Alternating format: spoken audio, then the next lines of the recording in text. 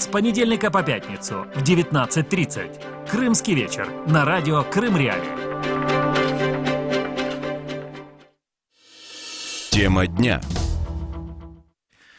Это радио Крым Реалии, с вами Александр Янковский и программа «Крымский вечер». О чем мы будем говорить в ближайшие полчаса? Господин Володин, это глава Госдумы России, Вячеслав Володин, заявил, цитирую, что национализм, притеснение малых народов может привести к выходу из состава Украины ряда областей. Такое заявление этот российский политик сделал после того, как на заседании форума ООН по правам человека представителями украинской делегации было сорвано выступление депутата Госдумы из оккупированного Крыма Руслана Бальбека. Глава Госдумы России призвал, цитирую, новые власти Киева пересмотреть отношение к правам этнических групп в стране, а также обвинил руководство Украины в нарушении прав русских, венгров и поляков.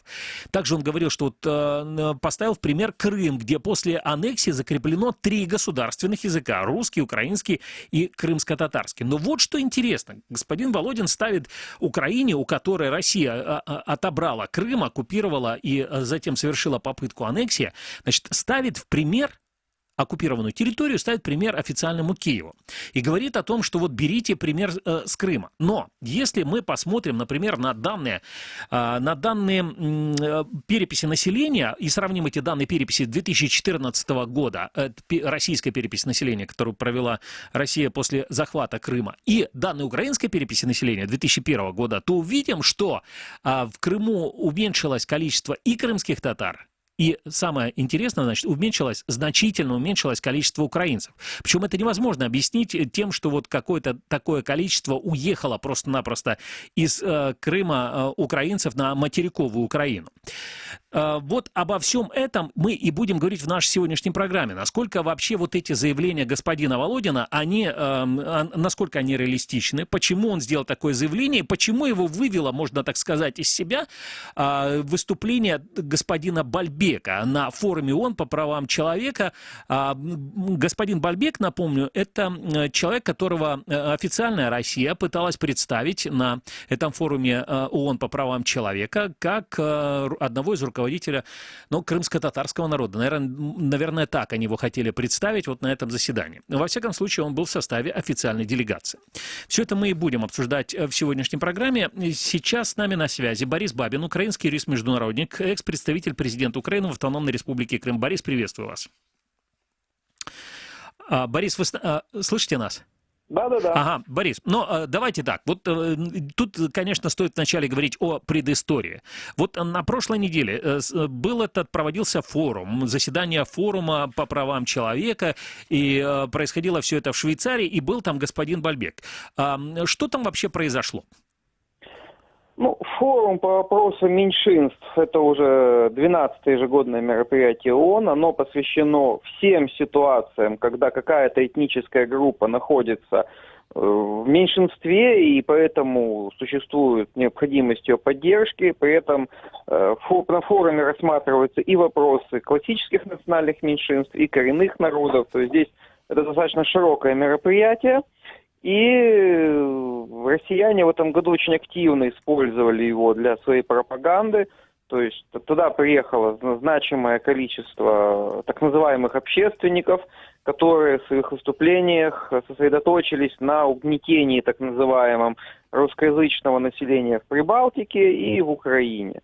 И причем выступления достаточно, скажем так, стандартные, очевидно написаны под копирку, было очень интересно их одно за другим выслушивать, но даже пропагандистские выступления на таких мероприятиях имеют право быть высказанными, поскольку на мероприятии допускаются все зарегистрировавшие общественные организации. Если вот она зарегистрировалась, она законна, например, откуда-нибудь из Беларуси или из Эстонии, и она рассказывает свое мнение, то мы ее все выслушивали, поскольку... То есть нет такого определения, да? Никто не может сказать, это там проправительственная организация, поэтому ее лишают слова, например, да? Нет, за это слово не лишают. В конце каждой сессии государства, участники, которых критиковали общественники, имеют право на возражение. И плюс сами официальные делегации тоже могут выступать. То есть классически, если вот такая делегация критикует, общественно критикует страну, то в конце встает дипломат и начинает возражать. Но это не касается случаев, когда выступление делегации нарушает международное право или документы ООН. Ну, например, если делегация начинает говорить о российском Крыме, да, или если начнет пытаться выступать общественник, который зарегистрировался в какой-то фейковой крымской организации. Ну, это не только крымчан касается, там были подобные ситуации, попытки выступить человека и рассказать о ситуации в Приднестровской Молдавской Республике, например, естественно, он был остановлен по правилам процедуры Республикой Молдова и так далее и тому подобное. А скажите, Борис, извините, да. да, потому что это, мне кажется, тоже важно. А вот таких попыток, допустим, Россия сейчас не делает, присылать туда людей, например, там из так называемых ДНР, ЛНР? На самом деле, что интересно, нет. Почему? Потому что Россия очень, как известно, занимает своеобразную позицию по оккупированному Востоку и всячески пытается доказать, то, что их там якобы нету, что это якобы внутриукраинский конфликт. И поэтому вот они эту тему очень осторожно, кстати, на международных площадках рассматривают и предпочитают концентрироваться на бичевании ситуации на подконтрольной территории Украины, повторюсь, в странах Балтии. Вот у них в этом году основные жертвы, так сказать, это Литва и Латвия. Эстонию по понятным причинам, учитывая подаренный велосипед, в этом году не трогали. Она теперь у них в таких записных друзьях на какое-то время походит. Это стандартная такая русская практика разделения, попыток раскола балтийских государств. На Украине отрывались все, там были абсолютно феерические выступления, абсолютно лишенные здравого смысла, но все это выслушивали. Это была часть программы. И на полях конференции там попытались фейковые мероприятия, кстати, организовать. Сначала заявляя, что оно якобы от общественности, а когда их тыкнули носом в том, что оно не зарегистрировано, кажется, сняли маски и сказали, что да, это российская миссия организовала. А вот скажите, господин Руслан Бальбек, который избран депутатом Российской Госдумы из оккупированного Крыма, вот его как представляли? Самый цинизм ситуации в том, что Россия, очевидно, протащила этого господина именно в составе официальной правительственной делегации на форум, и наши дипломаты, потом украинские, заявляли о том, что якобы они давали ноту по этому поводу в секретариат ООН, возражая против такого явно неправомерного включения украинского коллаборанта в российскую правительственную делегацию, но на самом форуме, когда речь об этом зашла, председательствующая, к сожалению, заявила, что она никаких нотах не слышала и не знает. И вообще, говоря откровенно, у меня сложилось впечатление, что Россия планировала эти провокации, как раз делая ставку на лояльного председательствующего. Хорошо. Если бы там было бы все действительно равноудаленно, конечно же, естественно, и Бельбеку, и всем остальным затыкали бы рот на 3-й секунды выступлений. А тут у нас председательствующая была достаточно специфическая правозащитница, опять так аккуратно подбирать слова из Венгрии. Там, и, кстати, изучала на форуме много о венгерских меньшинствах в Украине. Думаю, что умный человек поймет. Понятно. Если говорить про само выступление, господину Бальбеку удалось выступить на этом форуме, на заседании? Полноценного выступления не было, поскольку в первый день россияне решили протащить его, злоупотребляя процедурой, именно в части, когда официальные государственные представители должны отвечать на возражения общественников. Если бы они просто поставили его среди дня выступления делегации РФ, это было бы прервать проще по регламенту. Но вот они специально поставили под конец, рассчитывая, что все выдохнут, уже заседание закончилось, и вместо российского дипломата к микрофону приник Бальбек и начал пытаться рассказывать о чем-то, но украинские дипломаты начали подавать возражения председательствующему, председательствующих рассмотрел, и опять же повторюсь, в силу определенных факторов закрыл глаза на нарушение регламента, к сожалению. Но фактически Бельбека никто не слышал, в зале стучали общественники, и он был вынужден прекратить свой достаточно невыразительный спич. В принципе, этим все кончилось. Российская делегация пыталась яростно продолжить провокацию, серии деньги-то уплочены, дайте человеку договорить. Но председательствующий, оценивая размер скандала, решила закрыть заседание. Дальше меня там не было, но вот из сообщений СМИ на следующий день с утра, благодаря вот этой настойчивости, сами понимаете, какой россиян, повторно дали слово Бальбеку, Там уже снова наша делегация несколько раз давала процедурные возражения, и фактически вся речь Бальбека сводилась к ожиданиям рассмотрения этих возражений. То есть картинки для пропаганды у россиян не получилось. Так еще одна попутчица по жизни, так сказать, Бальбека, глава так называемой украинской общины Крыма, притащенная россиянами, уже не выступить не смогла вообще, поскольку ей, как фейковой общественнице, слова не дали, прервали на первых секундах ее незаконного выступления. Еще несколько коллаборантов, на которых очень рассчитывали россияне, из Крыма просто не получили швейцарские визы, либо они были аннулированы. А на ваш взгляд, как госпожа Гридчина смогла получить эту швейцарскую визу? Ведь Швейцария, насколько я помню, она входит в шенгенскую зону. Правильно, в шенгенскую зону, соответственно, очевидно, у госпожи Гридчиной есть какой-то паспорт, выданный россиянами, возможно, немножко фейковый, возможно, немножко отдаленный от Крыма, бывает всякое. Если россияне очень хотят кого-то протащить в Женеву, они пытаются это делать. Но тут главное указывать властям Швейцарии на ситуацию с конкретным заявителем, конкретным просителем. Вот это как раз задача нашего МИД. А на ваш взгляд, насколько МИД удачно или неудачно справился с этой задачей? МИД Украины имеется в виду. В целом МИД Украины смог, во-первых, отреагировать на происходящее с помощью общественности. В дальнейшем, вот сейчас уже МИД смог дать какие-то публичные заявления этому всему, достаточно вменяемые и разумные. Конечно, хотелось бы лучше. Как всегда, здесь есть и личный фактор, когда один дипломат в зале, посланный туда отбыть номер, даже если он будет великим патриотом, он физически не остановит 10-15 россиян. Борис, еще один вопрос. Скажите, значит, дело в том, что мы сегодня почему об этом говорим? Потому что все это было на прошлой неделе, но на днях господин Володин, Вячеслав Володин, именно из-за того, что из-за выступления господина Бальбека, как он сказал, из-за попыток срыва выступления господина Бальбека на этом форуме по правам человека, форуме ООН по правам человека, сказал, что национализм, притеснение малых народов может привести к выходу из состава Украины ряда областей. Также, значит, призвал новые власти Киева пересмотреть отношение к правам этнических групп в стране и привел в пример Крым, где после аннексии, по его словам, закреплено 3 государственных языка: русский, украинский и крымско-татарский.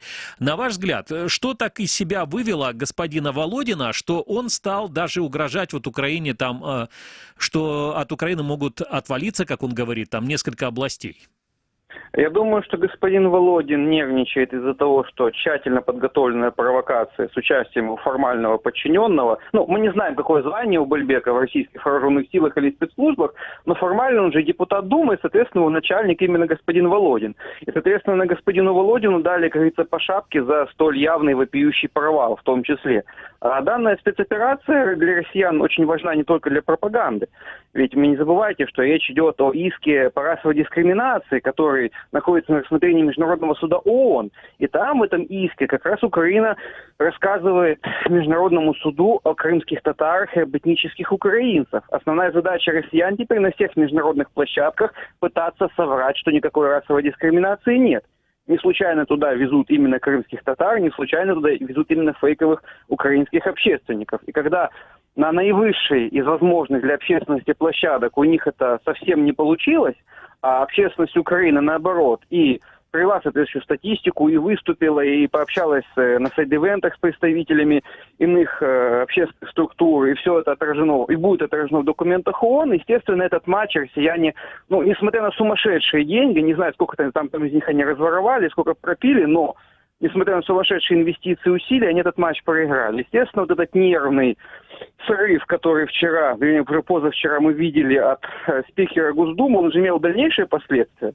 Поскольку уже само выступление спикера Госдумы, как выяснилось, настолько ярко иллюстрировало шовинистическую политику Российской Федерации, вот эти его абсолютно безумные пассажи о каких-то малых народах, о каком-то великом народе, да, которые просто невозможно комментировать юристу, она привела к тому, что сегодня фактически это заявление было аннулировано новым заявлением господина Пескова, который был вынужден заявить, что Володин выразил свое оценочное мнение, субъективное, потому что, извините, когда мы сегодня видим, что Россия официально в заявлении главы Госдумы, призывает к расовой дискриминации и расчленению соседних государств, а им с такой повесткой дня как бы и в Нормандию ехать, в Париж, переговариваться там о чем-то 9 декабря. Навряд ли Меркель и Макрон сможет объяснить своим избирателям, почему они вынуждены сидеть за одним столом с российским режимом. Расизм в Европе не любят. И поэтому вот они сегодня пытаются спасти свое лицо, но, честно говоря, так топорно, что лучше бы даже это не делали. Борис, еще один вопрос. Вот если говорить про суть этого заявления, ну, я понимаю, да, вот вы сейчас сказали, что Песков уже там, ну, говорит, что его там неправильно поняли, да, господина Володина. Оценочное суждение. Оценочное суждение, да? Нас тут нет, это не мы сказали, да. Какой-то человек, который просто руководит человек российским улицы, парламентом, да? Случайно зашел и сказал, да. Но, тем не менее, мне вот интересно ваше мнение услышать. Я беру данные двух переписей населения. Украинской 2001 года и которую проводили российские чиновники в 2014 году на территории Крыма. И вижу, что, например, количество русских осталось приблизительно таким же, как и было. Вот 2001-2014. Но при этом количество украинцев уменьшилось с 576 тысяч до 344 тысяч. И число крымских татар тоже уменьшилось с 245 тысяч до 232 тысяч. На ваш взгляд, куда делись все эти люди? Вот если мы послушаем того же самого господина Володина, и пусть даже это его субъективное там оценочное мнение какое-то, тем не менее он говорит, что вот надо Украине брать пример с Крыма, где вот там закреплено 3 государственных языка, ну и вообще все замечательно, по мнению господина Володина. Куда делись эти люди тогда? Но здесь объяснить все достаточно просто. Во-первых, мы имеем как зарегистрированных внутренне перемещенных лиц, а их у нас около 40 тысяч, так и незарегистрированных перемещенных лиц из Крыма, а также беженцев, которые выехали из Крыма в третьи страны. Естественно, среди них было очень много крымских татар, этнических украинцев. Это одна часть ситуации. Вторая часть ситуации, что все в Крыму прекрасно понимают последствия того, что в паспорте вот где-то там написано, что вы украинец или вы крымский татарин. Все смотрели фильм «Список Шиндлера», и все понимают, чем это может кончиться. Поэтому часть вот таких людей, которые, ну, скажем так, ставят вопрос собственной безопасности на высокий уровень, безопасности своей семьи, они, когда есть возможность выбрать из нескольких национальностей, выбирают более безопасную. Это стандартный вариант, особенно когда речь идет о детях смешанных браков, да, и тому подобных вещах. Тогда, когда человек имеет выбор, что написать, он теперь старается написать такое, за что он его впоследствии с меньшим риском отправят в газовую камеру, да. Это нормальное явление, не нам винить их людей, которые там живут и понимают, чем там все это может кончиться. Это вот как раз свидетельство того, что люди запуганы, что люди боятся открыто заявлять о своей этнической принадлежности. Это как раз вот классическая черта расовой дискриминации. Спасибо вам. Борис Бабин был с нами на связи, украинский юрист-международник и экс-представитель президента Украины в Автономной Республике Крым. Напомню, о чем сегодня мы говорим. Мы сегодня говорим про заявление руководителя парламента соседней России, это глава Госдумы Вячеслав Володин. Он сказал, что национализм, цитирую, притеснение малых народов может привести к выходу из состава Украины ряда властей, а также, значит, обвинил власти Киева, что значит, руководство Украины нарушает права русских, венгров и поляков. И поставил в пример аннексированный Крым, где после, значит, вот начала российской аннексии закреплено 3 государственных языка: русский, украинский и крымско-татарский. Сейчас с нами на связи Ольга Скрипник, координатор Крымской правозащитной группы. Ольга, здравствуйте. Добрый вечер. Ольга, меня интересует вот вопрос. Можно ли воспользоваться советом господина Володина и брать пример Украине, например, аннексированный Крым в отношении по поводу национальных меньшинств?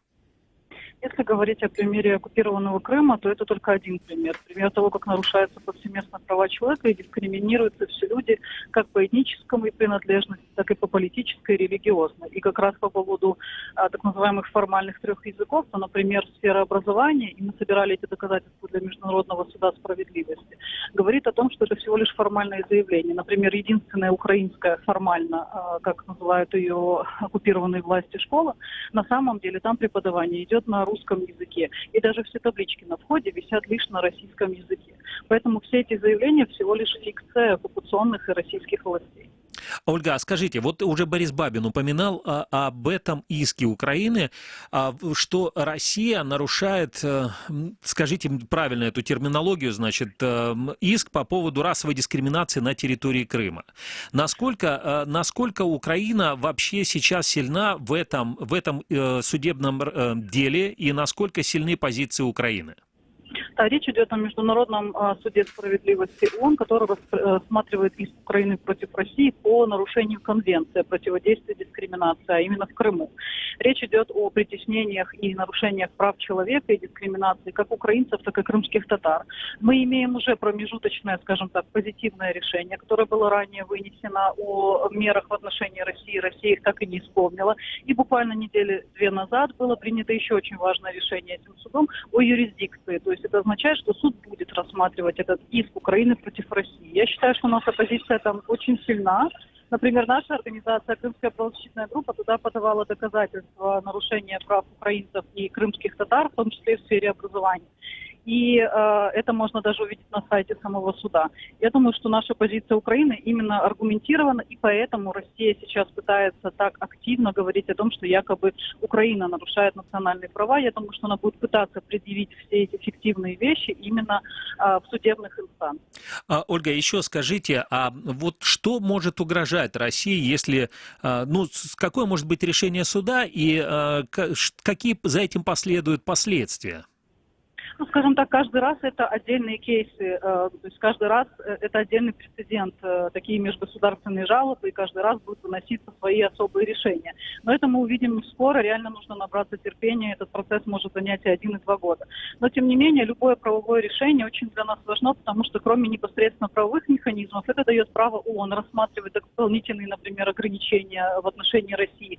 Но это важно и для других прикладных вещей, как, например, санкции или прекращение определенных разных договоров с Россией, которые применяют отдельные страны. Они все должны опираться на некие международные решения, как, например, резолюции, решения судов. Поэтому в дальнейшем любое правовое решение в отношении Украины и в пользу Украины будет для нас важным аргументом, например, не снять санкции или даже, наоборот, их усилить.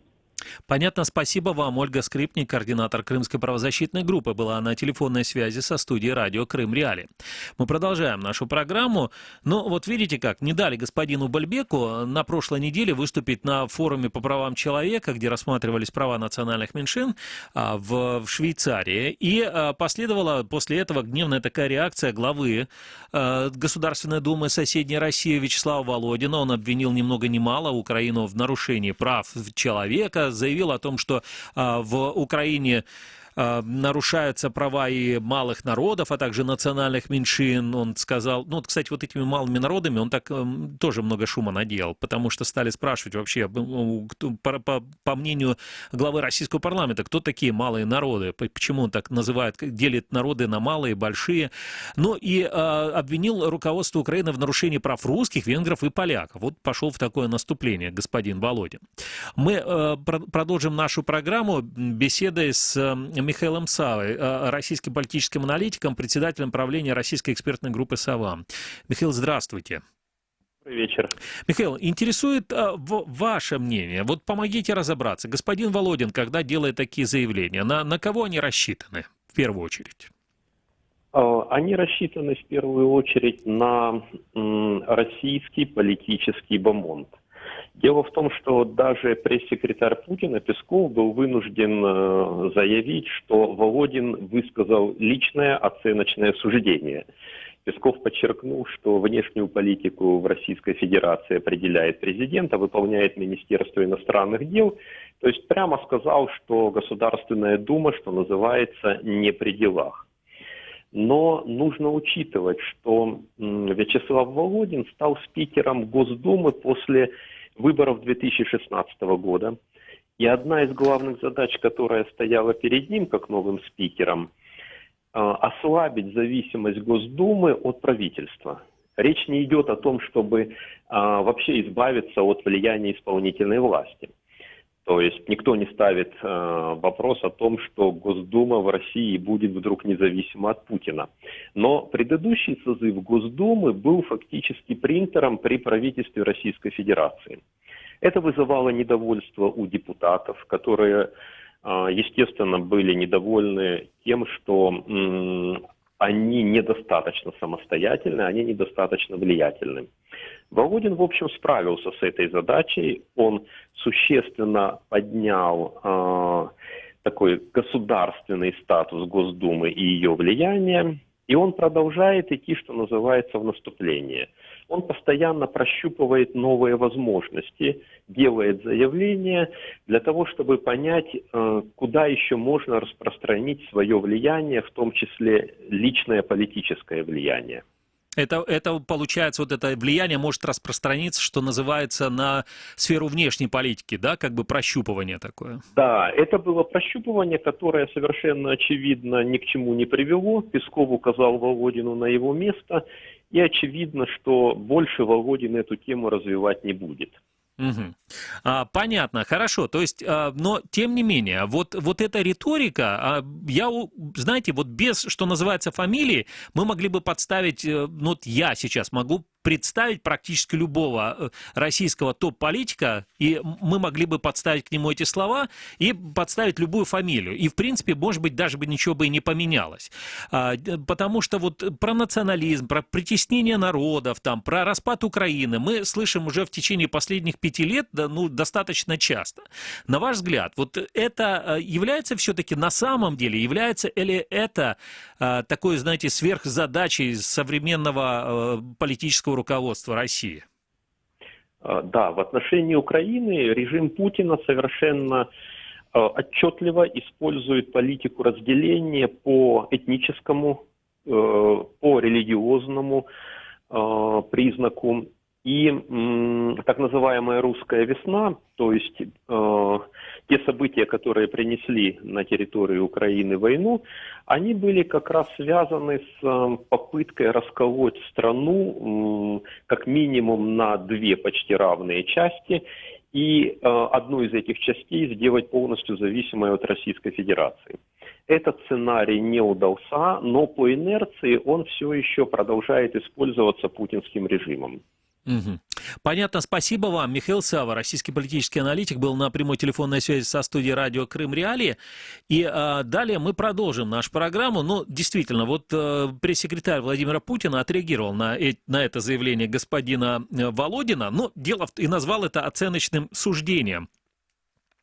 Что касается оценочных заявлений, то рекомендовал бы обратиться в Госдуму, сказал официальный представитель Кремля. И также напомнил, что внешняя политика России, согласно Конституции, определяется президентом и реализуется Министерством иностранных дел.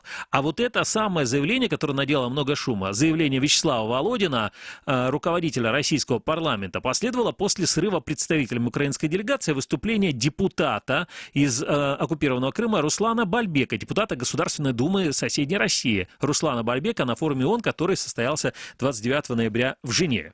Ну и еще мы сегодня будем обсуждать эту тему с Евгением Магдой, политологом, исполнительным директором Института мировой политики. Евгений, приветствую вас. Добрый вечер. Евгений, на ваш взгляд, ну вот приближается встреча в так называемом нормандском формате. Связаны ли вот эти заявления господина, может быть, Володина, связаны ли они с подготовкой к этой встрече руководителей 4 стран?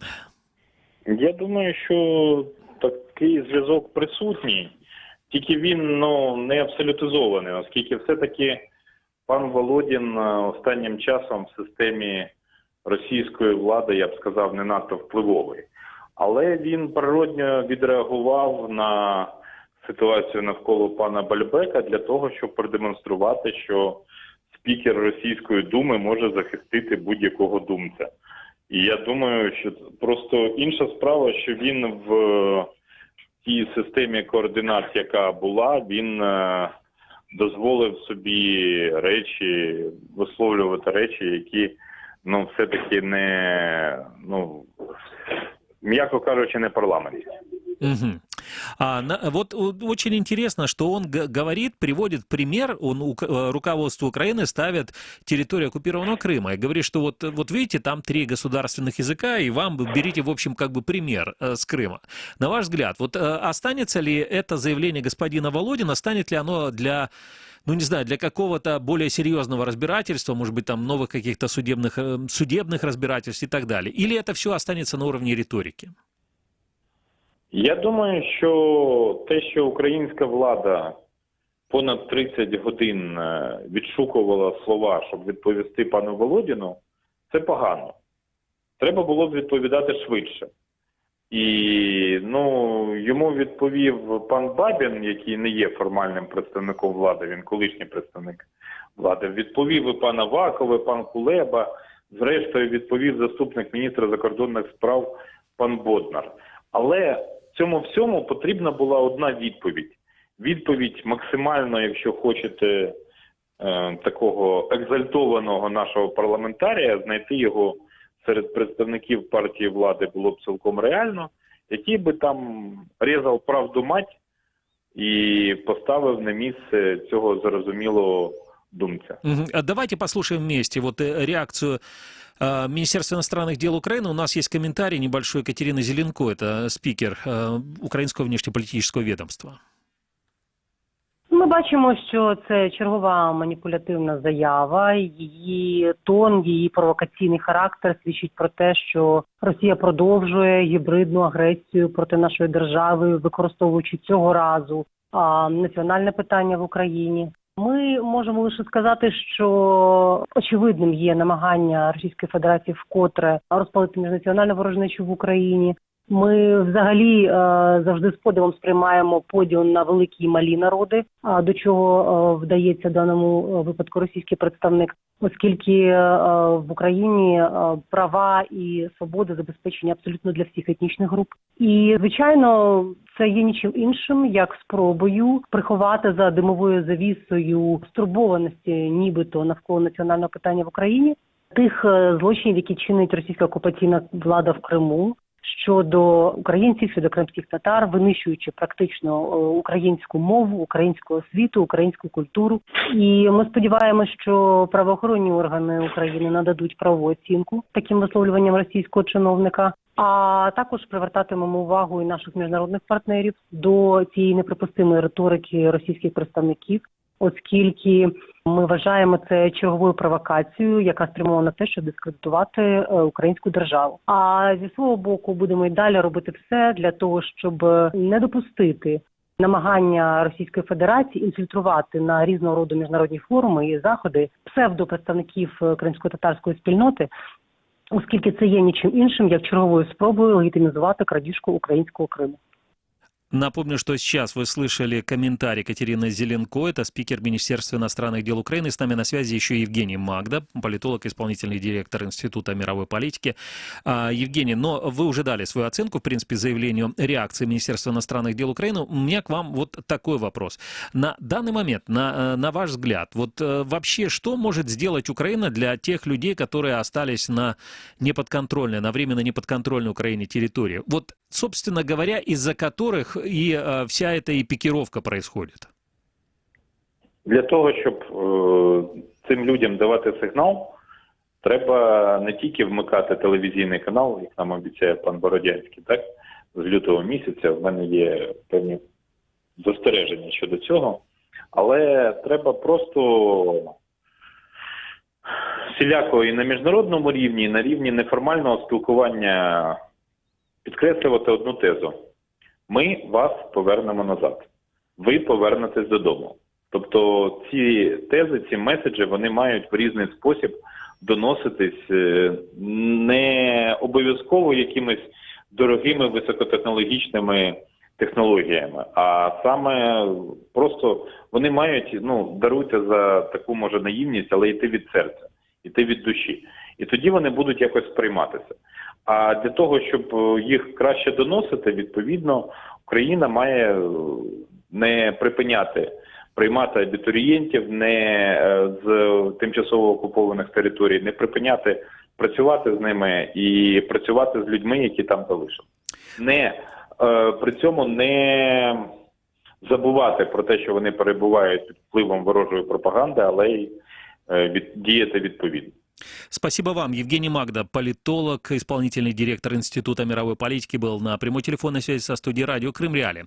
Я, кстати, напомню, что сегодня мы вот спросили наших зрителей на канале в YouTube, что они думают по поводу вот этого заявления Вячеслава Володина о том, что в Украине притесняют малые народы. Большинство вот из проголосовавших, это, конечно, не социологический опрос, это просто опрос среди тех, кто смотрит наш канал. 802 человек проголосовало на данный момент. Большинство считает, что никто никого в Украине не притесняет. Есть тут и, конечно, интересные комментарии. Например, и в Крыму никто никого не притеснял. Мы никогда не думали, кто какой национальности, а подлая, значит, одна страна воспользовалась ситуацией. Также многих интересует вопрос, а кто такие малые народы, кого так называет глава российского парламента. Есть и другие, значит, мнения, что, например, в Украине притесняют украинцев, ну и так дальше. Или, например, еще это вот Азат Фазиль пишет, это у нас в России притесняет, и вообще зачем вмешиваться в дела иностранного государства. Шакирьян Мухамедзянов пишет, не знаю насчет Украины, но в аннексированном Крыму притесняет мусульман. Еще один пользователь пишет, что да, притесняют в Крыму народ и украинский язык. Ну и так дальше. В общем, хотите оставить ваш комментарий, пожалуйста, прошу вас на наш YouTube-канал. Можете там и проголосовать, и оставить свой комментарий по теме нашей сегодняшней программы. Ну и напомню, что мы работаем в прямом эфире. Вы также можете позвонить к нам по телефону 8 800 10 06 926 и сказать в прямом эфире то, что вы думаете. И через пару секунд мы продолжим нашу программу. В эфире радио Крым Реалии. 105,9 FM. Слушай новости, ток-шоу, авторские проекты. Ведущие радио Крым Реалии информируют крымчан о самых важных событиях на полуострове и в мире. Радио Крым Реалии. Крымчане имеют право знать. Это программа «Крымский вечер» на радио Крым Реалии. С вами Александр Янковский. Вы забыли, что да, за программа в эфире у вас? Да. Пришла Елена Римовская, забыла, что у нее за программа в эфире. Елена Римовская к нам вернулась, и с вами по-прежнему Александр Янковский. Что мы, Лен, что мы будем дальше рассказывать? Мы решили не прекращать обсуждение заявления господина Володина, но вот в данной ситуации речь будет идти о продолжении его инициативы. Вы помните, как он весной этого года заявил в Крыму, что, мол, вот, Крыму пора посчитать ущерб от Украины. Это цитата сейчас, потому что я не знаю, как это перефразировать, но решили Володин и подконтрольные, в том числе ему, крымские чиновники и должностные лица, считать ущерб от нахождения Украины, Крыма в составе Украины. Так это позиционировалось. Оказывается, что они до сих пор считают. То есть ничего не поменялось после российских выборов. Он это сделал заявление тогда, стоя на трибуне вот парламента, по-моему, крымского. В этом, да, или, ну, я не помню, да, то есть вот где-то вот он сделал там на трибуне, и все хлопали. Такое впечатление, что... У меня было такое впечатление, что человек просто... Вот, ему хотелось сказать что-то для того, чтобы понравиться этой аудитории, при которой он говорил. И чтобы это как-то тоже разнесли и растиражировали. А что нет, еще считают, да, по-прежнему? Продолжают считать так называемый ущерб от Украины. Речь идет, как вы помните, о периоде с 91 по 2014 годы. А почему не с 54-го? Я не знаю, ну, нет, там было что-то такое, обсуждали, что, может быть, с 54-го надо посчитать, но не поняли, как это все можно считать. Ну вот Владимир Константинов, глава подконтрольного России Крымского парламента, сказал, что продолжают подсчитывать, и рабочая группа была сформирована в этом году. Как мы уже упомянули, ее задача посчитать вот то все, о чем мы упомянули, и вот что сказал Константинов. Заслуженный строитель Украины Константинов, да? Работа депутатской группы, которая этим занимается, будет продолжена при новом созыве российского парламента Крыма. Далее цитата: «Нужно сесть и посчитать, предъявить претензии по поводу того непоправимого ущерба, который нанесен Крыму за время нахождения в составе Украины. Крым деградировал в своем развитии», сказал Константинов. Практически все, что было создано при советской власти, практически все пришло в негодность и требует ремонта. Это при ком же пришло оно в негодность? Неужели при самом Константинове, пока он руководил крымским парламентом, вместе с партией регионов? регионов. Но счет почему-то не к себе присылает господин Константинов, как руководитель местной власти, уже практически бессменный на протяжении уже почти 10 лет он руководит Крымом. Но он хочет счет предъявить Украине. Среди задач рабочей группы политик назвал актуализацию сведений об ущербе экологии из-за водной, энергетической и транспортной блокад. Ранее на заседании группы озвучивалась сумма экономических потерь в размере 2,5 триллиона российских рублей. В Госдуме же оценивали ущерб на сумму более 1,5 триллиона рублей, то есть у них немного сведения разнятся. Ну, знаешь, там триллион туда, триллион сюда. Но Владимир Константинов поясняет, что о конкретных суммах говорить рано, но, цитирую, суммы будут громаднейшими. Но ему нравится вообще считать. Вообще, насколько я помню, по результатам тех документов, которые опубликованы в украинских средствах массовой информации, он около $1 миллиона должен украинским банкам господин Владимир Константинов, ну, его компания строительная. Ну, а тем временем, такая интересная новость, якобы Владимира Зеленского увидели в Ялте. Не знаю, по набережной города в субботу прогуливался, нет, не сам Владимир Зеленский, а его двойник. Об этом сообщает «Комсомольская правда». А может быть и сам, но кто-то выпил просто сильно, кто его увидел. Какую провокацию устроили жителям Ялты. Да, по информации издания, двойник Зеленского долгое время гулял по городу. Прохожие отнеслись к появлению на улицах их города такого двойника президента Украины неоднозначно. Кто-то, узнав знакомое лицо, перешептывался со знакомыми, спрашивал, почему без охраны, может быть, кто-то спросил, почему без парашюта, да? А один мужчина с активной гражданской позицией начал ругать двойника за ту политику, которую проводит Украина. А двойника президента Украины зовут Уми Джон. На такие заявления в свой адрес не отреагировал. Он простой автомаляр из Ташкента, живет и работает в Москве. До проводимой Украиной политики ему нет дела. Есть лишь один вопрос к президенту Украины. Почему вы так похожи на меня? Интересный вопрос. А у нас опять в эфире рубрика «Крымские города в российских рейтингах». Античные города Крыма попали в рейтинг лучших на Новый год. Как это вообще соотносится? Античные города, Новый год. Российский сервис бронирования жилья для туриста Twil.ru опросил туристов и выяснил, какие города из числа входящих в туристический маршрут «Золотое кольцо Боспорского царства» наиболее популярны для отдыха на новогодние праздничные выходные. В топ-7 вошли сразу 4 крымских города, об этом пишет турпортал Крыма. Это Феодосия, Керчь, Евпатория и город Севастополь. Они такие решили, давайте мы все города уже включим, как лучшие вообще города для... Я, правда, не знаю, почему они решили, что Севастополь это лучший античный город. Такого города в античности не было. Равно как не было города Керчь в античности. Был Пантикопей, был Мермеки, была Тиритака. Евпатория тоже не было такого. На его месте находилась Киркинетида, но ну ладно, бог с ним. Феодосия, кстати, тоже не было. Феодосия была. Вот тут, простите, была, да, я перепутал немножко. А всех остальных не было. Елена Римовская, вы знаете, мне кажется, вот нам надо закончить нашу программу такой новостью. Кирчанка отправилась в Санкт-Петербург на фестиваль «Мир пряника». Представляете? Мир пряника, целый мир одного пряника. Я не верю своим ушам. Вы решили закончить эфир хорошей новостью? Да, Валентина Проник ее зовут. Она лучший пряничный мастер конкурса «Тортида». Почему я об этом говорю?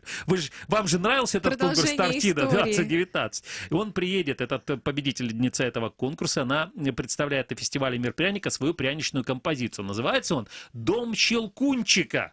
Вот так вот. Щелкунчик — это тот аппарат, которым колят орехи, на самом деле. Оказывается, у него есть свой дом еще, это дом Щелкунчика. Несколько номинаций. Архитектура, зимняя сказка, елочный базар и так далее, в общем. Почему название никак не прославляет Крым? Потому что, очевидно, его включат в следующий рейтинг, не знаю, там, лучших щелкунчиков. Городов Керчь, городов, город да, с лучшими пряниками. И лучшими щелкунчиками. Программа «Крымский вечер». Мы прощаемся с вами только до завтра. Мы — это Александр Янковский и Лена Римовская. Всего вам доброго.